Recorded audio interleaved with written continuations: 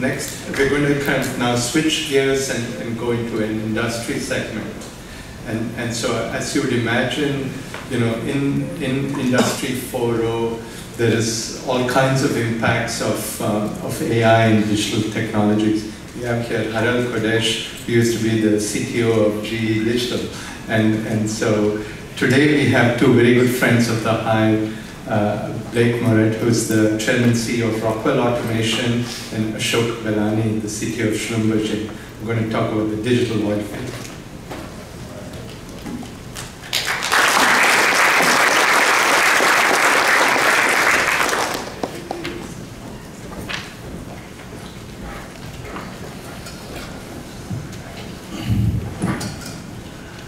So I guess we could tag team if you want.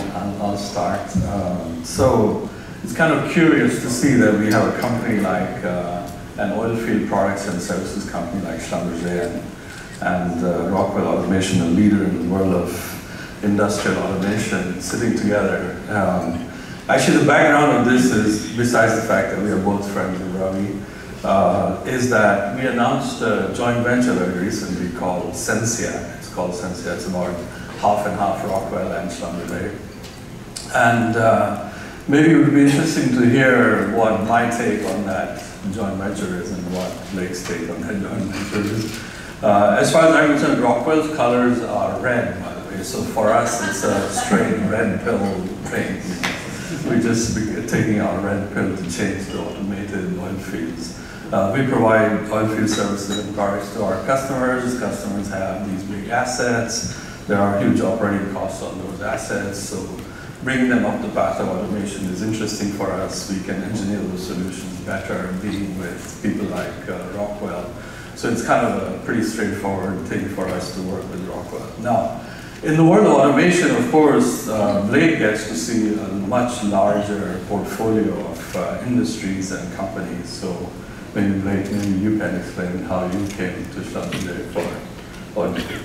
Well, we've talked a lot about the technology that helps people be more productive across a wide variety of industries, and we work across the whole industrial landscape, but we firmly believe that all the technology in the world isn't going to make you productive unless you have the expertise to know how to intelligently apply it. And so you heard the previous comments about the future of work.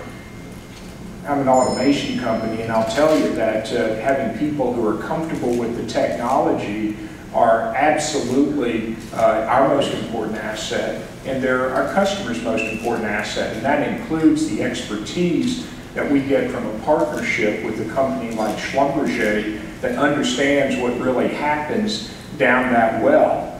We have a certain amount of expertise to understand the manufacturing environment, but when you talk about contributing 100 petroleum engineers to a joint venture, that's expertise at a different level. And so we thought that combining our technology for basic control problems and to have people within Schlumberger who understand all the things that can happen at the oil field is a perfect example of the technology and the expertise coming together. And there's never been a better time because you're seeing the technologies with IoT. Many of you are involved in some of these technologies, and the ability to apply them in an operational setting drives a whole nother level of productivity beyond the basic automation of repetitive physical processes.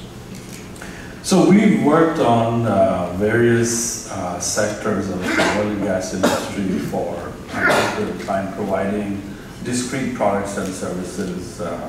And today we try to combine some of those products and services into, let's say, system level thinking, and system level thinking then tries to utilize most of the data that those products and services are based on or are delivering, and then move us up the path of automation. And interestingly, I think a lot of the magic, I would say, doesn't lie in things like artificial intelligence yet or something, but a lot of the grunt work or the work that we first have to do lies in just getting all of that data together and just making sure the simple paradigm all data is available to all applications all the time is sounds very simple, but is a very powerful thing to make things happen which are otherwise almost impossible to make happen up the path of automation. So we've been working together with Rockwell in various parts of the world, trying to put together these integrated systems and to actually have a single platform on which you can develop a total offering. We can only do it in a joint venture where we actually join our engineering forces to be able to deliver something to a customer which actually performs the whole system automation. So from our point of view, it's a very good exercise. It's a somewhat different business model, a curious configuration, but we think we can make it work in the future. Yeah, you know, we talk a lot in the field of technology about what's at the absolute cutting edge. And so we talk about artificial intelligence and augmented reality and big data. The fact is that across the vast majority of industries, and oil and gas particularly, where we're centering this joint venture on upstream oil and gas, you'd be amazed at how many manual processes that there are today and how much productivity is available through really basic concepts. And so much of that work is being done today with a person and clipboard. And downtime, you see unbelievable amounts of downtime. And so just the basic sensorization, you know, being able to get the data back and to be able to make it available, as Ashok said, being able to have the control integrated with the information, being able to make the operator interface simple for people to digest, because the people out there, many of which don't have more than a high school education, all that technology in the world isn't going to be effective if you don't have people who are comfortable interacting with it. And so, Michael and Hayden's comments about lifelong learning earlier, there's no place that's more important than the automation world, where you can have all the education in the world coming out of high school or out of advanced degrees, but the technology is going to be totally different 10 and 20 years from now, and those careers last 40 years. And that's a really important concept of the technology and the continuing education working hand in hand. So maybe I'll switch gears to our experience of working in the Silicon Valley. We worked with, let's say, quote unquote, an ecosystem of startups in the past as well, but the idea of actually having companies which are embedded in some of our solutions or our system level thinking really gets this big impetus when we're actually working in the area. So we decided to go ahead and actually create a center here about 5 years ago. We have a center here on Sandler Road, and while there may be only 50 people working in the center, we have something like 500 people who are working in different startups or large companies like NVIDIA or Google or whatever, and Microsoft not too far away, who are engaged into our innovation process or our system level thinking. We have 3 companies from Ravi's group, the Hive, who are actively engaged with us. And it's this collective, let's say, direction that helps us to go in the direction of creating system level optimization or stacks, technology stacks that can actually deliver these kind of automation capabilities. And I think your experience is a little bit the same. Right? Yeah, we're starting considerably later than Schlumberger, but we recognize that the comment that was made earlier, that the smartest person in the field is generally not working for you. And one of the fundamental aspects of the culture that I'm trying to build is to recognize that, one, we have to be able to compare ourselves against the very best alternatives that our customers have. And you could also say our customers, our employees, our share owners, but you can't just look at incremental improvements in your own technology. And so interacting with the outside world and with leaders in other diverse fields looking at what they have to offer, looking what the startup community has to offer, and that's why we're increasing our presence out here to be able to access those flows of information that are coming at problems with a totally different frame of reference and with nothing to protect from the past. As a 100-year-old company, we got a lot of legacy, we got a lot of incumbency, we've been successful doing it this way. It's really helpful before there's a crisis to come in and to listen to people who could care less about all that stuff and have a new way to do it, particularly as IT technologies and influences come down right to the manufacturing or the production field. Now, at the same time, on the flip side, what is interesting about working with the startup world here or many other parts of the United States is that they look towards companies like us for our footprint, if you like. And so specifically in the area of, for instance, cybersecurity, we may have a company like, a good example is Palo Alto Networks, which started here about a decade and a half ago, and a company like that does a POC with Schlumberger in one place, and we are able to scale them on a worldwide basis into 70 different countries within a very short period of time, which would otherwise be impossible for a small company to do. So it's really an ecosystem where we provide this capability of becoming a global solution to companies and creating the stacks into which we can incorporate more of these companies. So it works in a very interesting way for both sides. It does make the startup world also more thrive in that sense. Yeah. And it's a journey. We are very clear-eyed about the idea that putting together the perfect technology stack is only going to last for so long, and so long is in just a precious few years, because it's a journey. The technology today is moving so fast. It's so much more modular than it was when I started in this business, and so helping customers select a technology that gives them benefits today, but that can move with them as new innovation comes out, and to constantly being able to upgrade it is absolutely necessary. For years, the paradigm in the automation world was that every 5 or 6 years you'd come out with a new DCS platform or a new programmable control platform. You'd increment the number at the end of the acronym by 1, and you'd see growth in business. You hope you hit a nice economic cycle, and then as it started to get older, you'd come out with something totally new.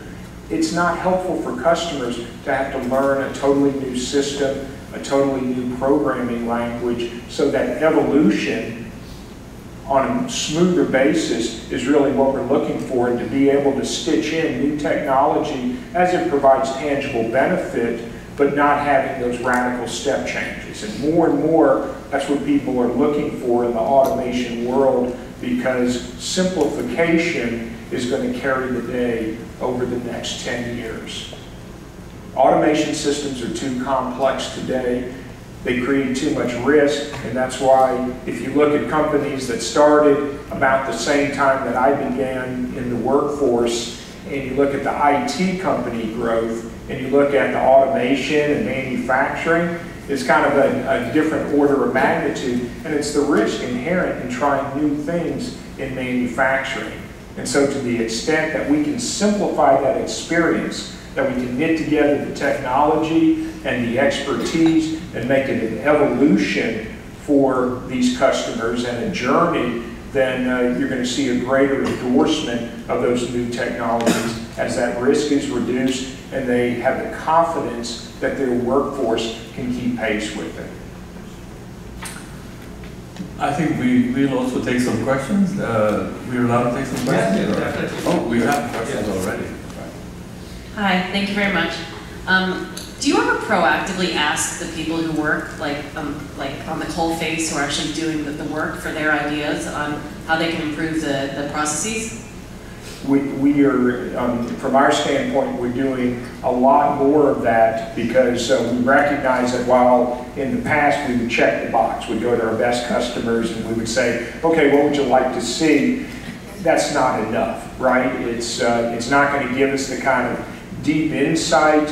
We're not making them as direct a part of our development practices as we are now. And it took us going out and recognizing that we needed to partner more and to listen to companies, particularly in the software world, that understood just how tightly coupled you needed to be with your stakeholders right through the process, and not when you're getting ready to launch it to, you know, hit a stage gate in a development process, how important that was. And so we're doing a much better job of that, and it's got to be really a continuous type of effort.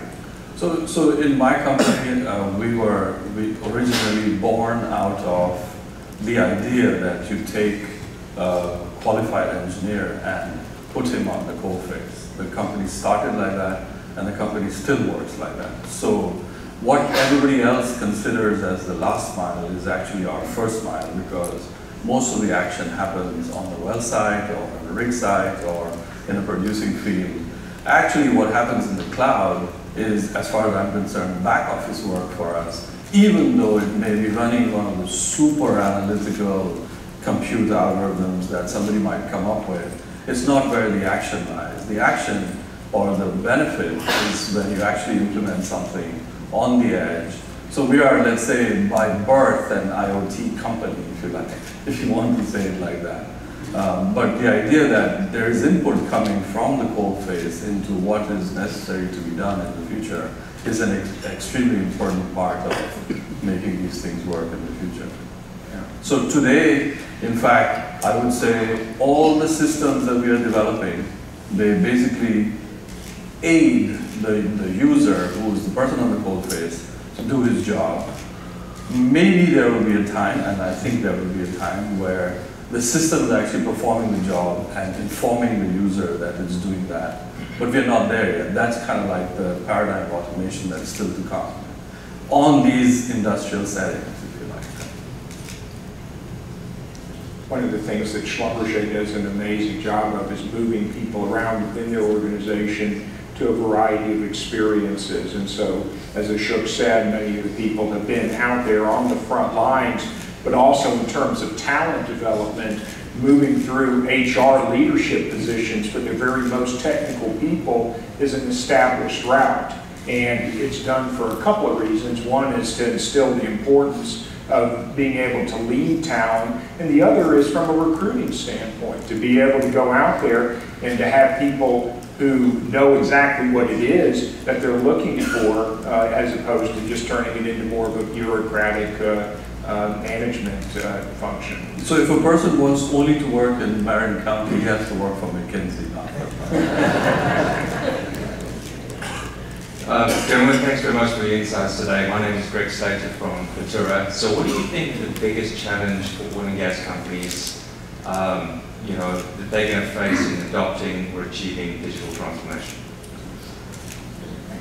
I'll make a comment. They have to start with doing the work to identify the savings that are going to justify the additional investment in the equipment and at the well and also in the workforce. So there's a certain point where nobody from the outside can do that task for an operator. They have to think about it and really believe that by applying the technology and upskilling their workforce, that they really are going to save the money.